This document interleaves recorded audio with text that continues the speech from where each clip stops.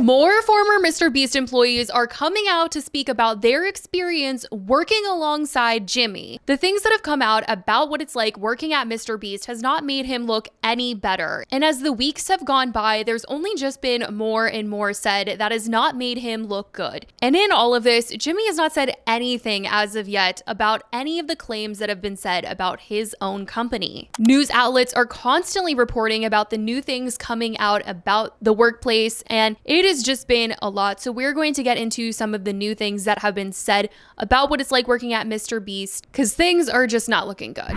Every week, there seems to be more and more coming out about MrBeast in the press. Over the last month and a half, he's been called out for creating this toxic workplace environment with accusations that allege he's covered up sexual misconduct and much more. Former employees have come forward to share their stories online, and now another employee, Trey, has come forward to share his experience working at MrBeast. Rosanna Pansino has been calling out MrBeast for a while now, and in all of this, she's been bringing more attention to those speaking out, sharing their stories with her own audience. This week, she tweeted out the Asher Show's new YouTube video about MrBeast, where they interviewed Trey. She tweeted, "Great interview with Trey, MrBeast, longtime editor and producer, talking about the work environment and treatment at MrBeast. He mentions getting fired for not wanting to work 45 plus hours every week, as well as Adderall being passed out to employees." Trey quote tweeted Rosanna and said, "Yep, I worked with MrBeast for a considerable amount of time from 2018 to 2021, and after Rosanna and others were so brave to step up, I felt I should add my voice against Jimmy and his toxic environment as well. This video sheds light on Jimmy firing me for refusing to work more than 45 hours a week for him.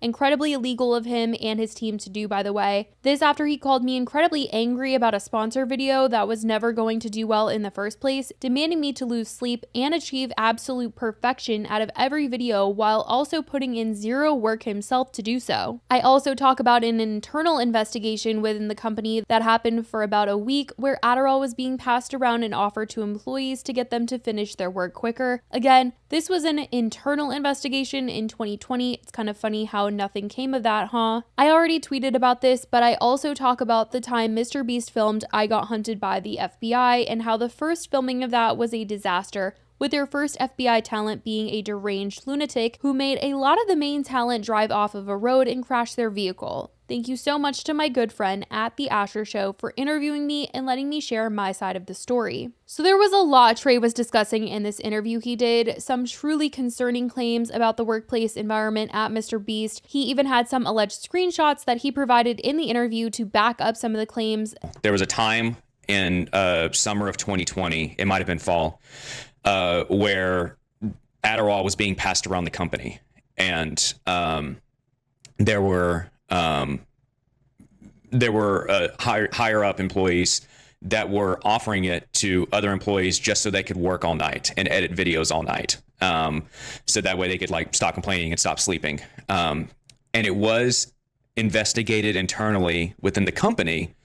But how far does that go? That's an employee, I believe that's one of James Warren's friends named Devin Leach. And that's him admitting right there that like he is part of the crew that's passing around Adderall in the company. And by the way, in that message, John Smith is Jimmy. And it's funny that my proof of that being Jimmy is this message that I found where he sent an article of his wiki feed confirming that that's him. Yes. I mean, these hours he described working at the company truly are just not sustainable for anyone, yet MrBeast seems to have this idea that people need to be superhuman working for him. I would stay up until 3 a.m., 4 a.m. every single night, commenting on those videos on what needs to change. Like I worked Thanksgiving, Christmas, my 30th birthday, 4th of July, from 2020 to 2021, New Year's, like every single holiday you can think of, I worked those holidays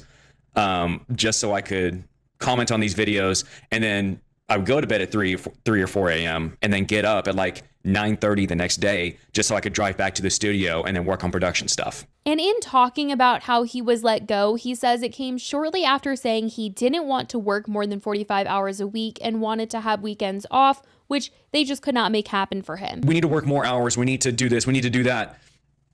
And it was during that call that I was like, Jimmy, I'm not working more than 45 hours anymore per week. I'm not working Saturdays and Sundays anymore. I will continue working for you, but I'm not doing that. And he paused and he was like taken aback. And he was like, oh, I didn't know you felt that way. Which is, how do you say that? Like the average work week for an American is 40 hours a week. How are you going to say that to me? Imagine being surprised that you won a weekend. Yeah. And I got a message from one of the other leads a few hours later, or maybe the next day, saying we need to talk on Monday. And then there was a gaming session that happened on Monday. And I was there on the call, but like no one was talking to me. So I knew what was coming.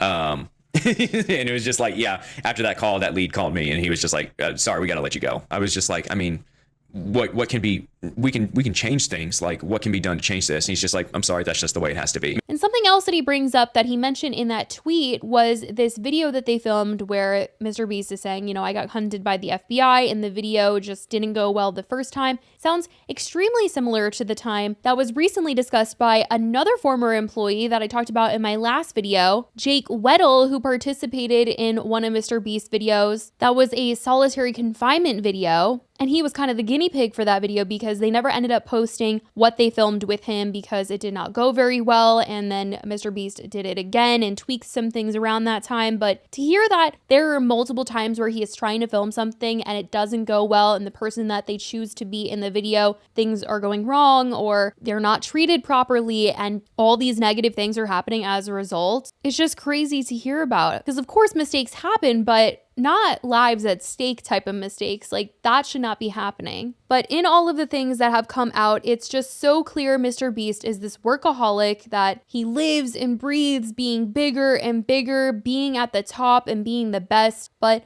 the thing about that is that you have to treat those around you that are helping you on your journey with some respect, or the castle will crumble. And we are surely seeing now that since he has gotten to the top by being messy, that it is not sustainable. He still hasn't spoken out about the things said about him. Like I reported before, he's recently lawyered up. He's hired a well-known celebrity lawyer to represent him. And this lawyer was hired out to carry two jobs: conduct a third-party investigation into the workplace environment at MrBeast, and to also send out cease and desist letters to try and stop the YouTube channel Dogpack 404 from posting any more videos about him. PR experts have come out to say that this just was not the move to hire this hotshot lawyer, as it's not making him look good being so on the defense here. And to those online seeing him lawyering up and not talking about any of the things being said about him, people are just feeling like this is guilty behavior. Last month, creator Ludwig came out to address the MrBeast situation, as he's been close with him in the past and they have created content together. His audience was urging him to speak out about the things being said about MrBeast, and he said that he spoke to him, he spoke to MrBeast,